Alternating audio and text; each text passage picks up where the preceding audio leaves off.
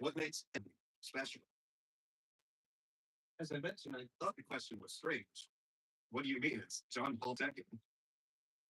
This man changed the world. The international pilgrimages, the fight against communism, the modernization of the church. My aunt and uncle weren't practicing Catholics during the time of his papacy, but even the secular world could not deny his influence. Unfortunately, I myself didn't get to experience the JP2 years. I was only 8 years old when he passed away.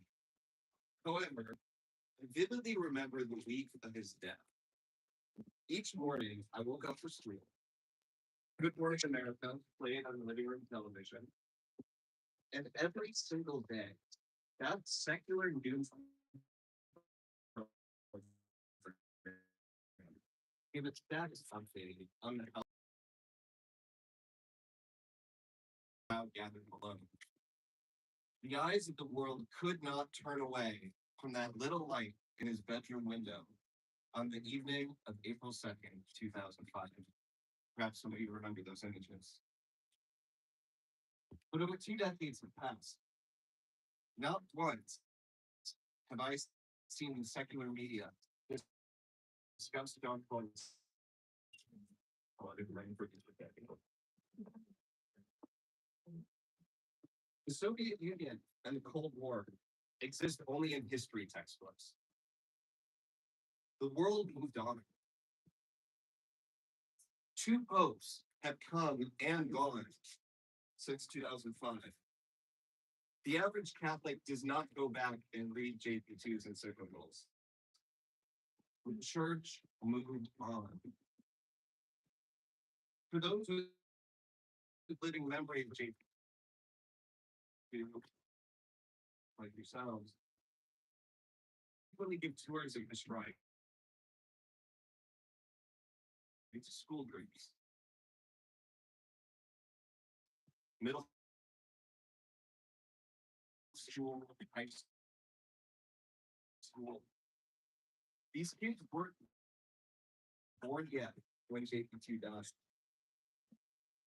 The world they're growing up in today looks much different than the years 1978 to 2005.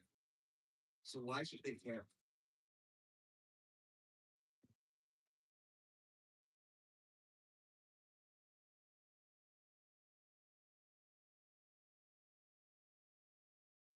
John,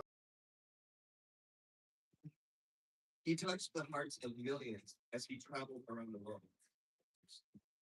And a man who suffered a humiliating death at the hands of the Roman Empire. St. John Paul II.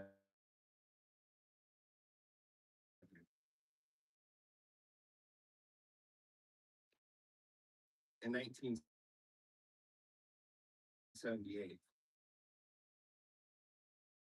John Paul II spoke of preparing the church for the coming third millennium, the great Jubilee year of 2000. Holy Father, what are you talking about? You've got 22 developed throughout the history of the church. The personal charism of some witnesses to God's love for men, of Elijah to Elisha and John the Baptist, so that their followers may have a shared gospel message, but refresh the church in the modern world. And he talks about this program and its essence in his letter Novo Millennium in Noonday, where he says, ultimately, it has its center in Christ himself, who is to be known, loved, and imitated, so that in him we may live the life of the Trinity, and with him transform history until its fulfillment in the heavenly Jerusalem. Now, I really want to focus on the fact that John Paul II's spirituality is essentially Christocentric, Christ is at the center, and he himself says this. But notably, as we go through this list, one of the things that I really wanted to make clear is John Paul II, in the way that he embodied his spirituality, was imitating Christ himself. These principles are really ways of describing the life of Christ.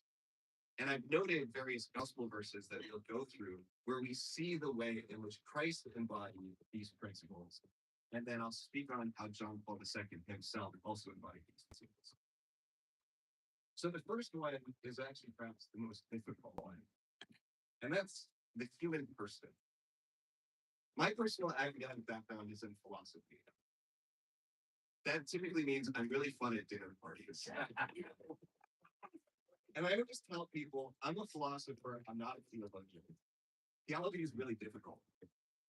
And sometimes we tend to forget that John Paul II himself was actually a philosopher.